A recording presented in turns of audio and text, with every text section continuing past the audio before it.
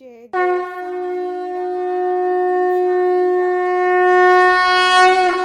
सर्वप्रथम मैं श्रद्धा के साथ श्री साईं बाबा के चरणों में प्रणाम करती हूँ। ओम साईं राम। श्री साईं सच्चरित्र अध्याय 38।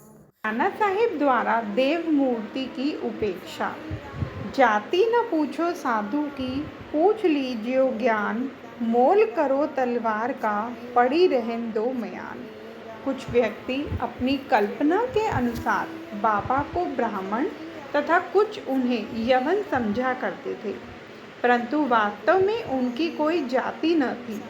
उनकी और ईश्वर की केवल एक जाति थी। कोई भी निश्चयपूर्वक यह नहीं जानता था कि वे किस कुल में जन्मे और उनके माता पिता कौन थे। फिर उन्हें हिंदू या यवन कैसे घोषित किया जा सकता है?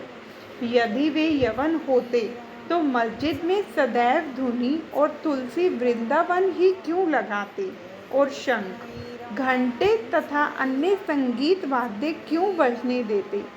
हिंदुओं की विविध प्रकार की पूजाओं को क्यों स्वीकार करते? यदि सचमुच यवन होते तो उनके कान क्यों छिदे होते तथा वे हिंदू मंदिरों का स्वयं जीर्णोद्धार क्यों करवाते?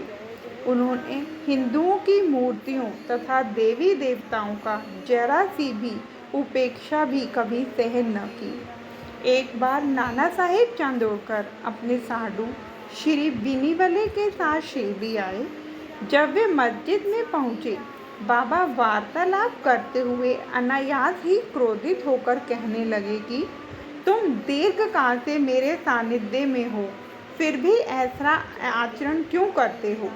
नाना साहेब क्रमतः इन शब्दों का कुछ भी अर्थ न समझ सके, अतः उन्होंने अपना अपराध समझाने की प्रार्थना की। प्रत्युत्तर में उन्होंने कहा कि तुम कब कोपर गांव आए और फिर वहां से कैसे शिरडी आ पहुँचे? तब नाना साहेब को अपनी भूल तुरंत ही ज्ञात हो गई। उनका यह नियम था कि शिरडी आने से पूर्व वे कोपर गांव में गोदावरी के तट पर स्थित श्री दत्त का पूजन किया करते थे, परंतु रिश्तेदार के दत्त उपासक होने पर भी इस बार विलंब होने के भय से उन्होंने उनको भी दत्त मंदिर जाने से हतोत्साहित किया और वे दोनों सीधे शिरडी चले आए थे। अपना दोष स्वीकार कर उन्होंने कहा कि गोदावरी में स्नान करते समय पैर में एक बड़ा कांटा चुभ जाने के कारण अधिक कष्ट हो गया था।